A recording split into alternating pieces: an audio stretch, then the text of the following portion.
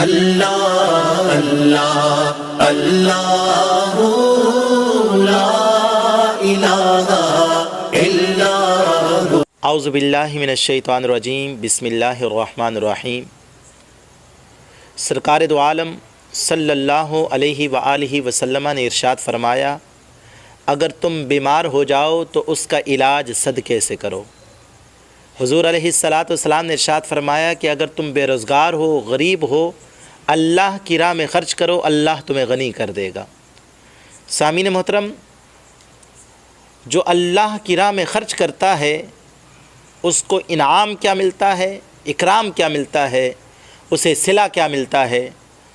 سرکار دو عالم صلی اللہ علیہ وآلہ وسلم نے ارشاد فرمایا، بنی اسرائیل کا واقعہ ہے، ایک شخص تھا جو انتہائی غریب آدمی تھا، ایک دن کھانا کھاتا، کئی دن تک بھوکا رہتا۔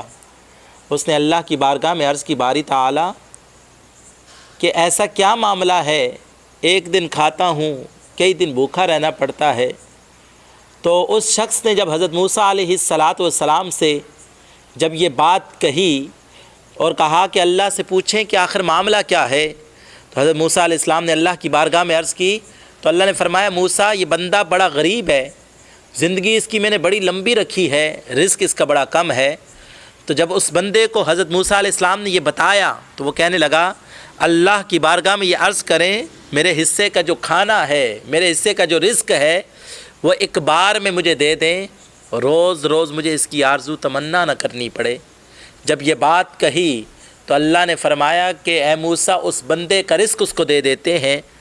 اس کا جب رزق اسے دیا گیا، اس کا گھر بھر گیا، اس کا سبزیوں اناج سے گھر بھر گیا۔ ایک دن کھایا، 2 دن خراب ہونے کی چیز تھی، اس نے کہا یہ پڑا خراب ہو جائے گا۔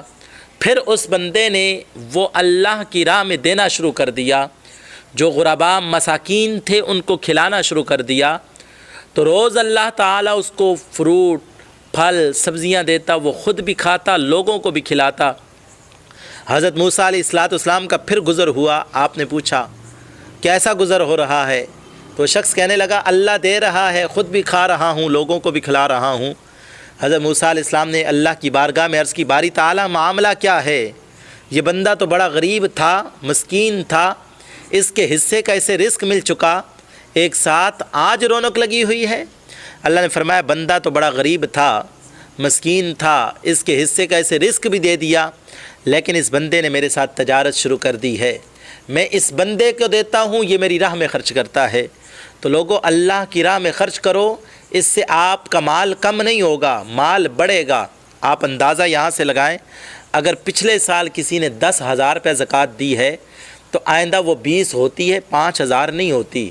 اس طرح اللہ کی راہ میں خرچ کرنے سے مال بڑھتا ہے۔ اور بیماری، جب ہمیں بیماری ہو جاتی ہے، ہمیں کوئی مسئلہ ہو جاتا ہے، ہم ڈاکٹروں کو اپنے علاج کی خاطر لاکھوں کروڑوں اپنی جمع کنجی دے دیتے ہیں، لیکن صحت نہیں ملتی۔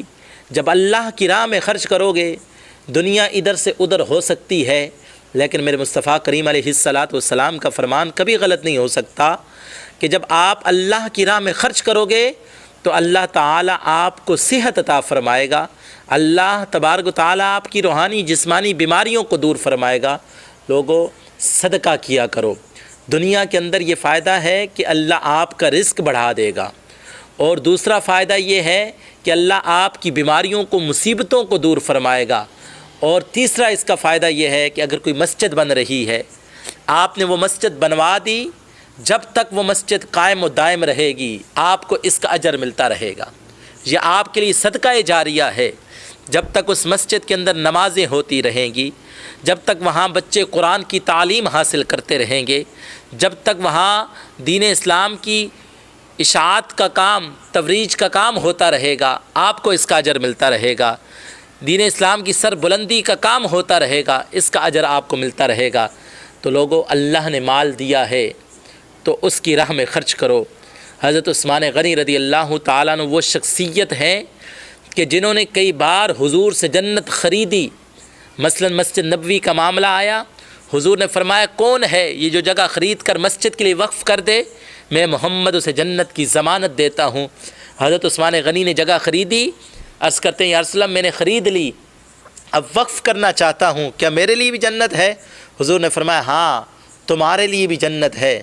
بیر روما کی بات آئی تو جنت خریدی، کئی بار خریدی، تو میں اللہ کی بارگاہ میں دعا گو ہوں اللہ تعالیٰ دولت دے تو دل بھی حضرت عثمان غنی جیسا عطا فرمائے۔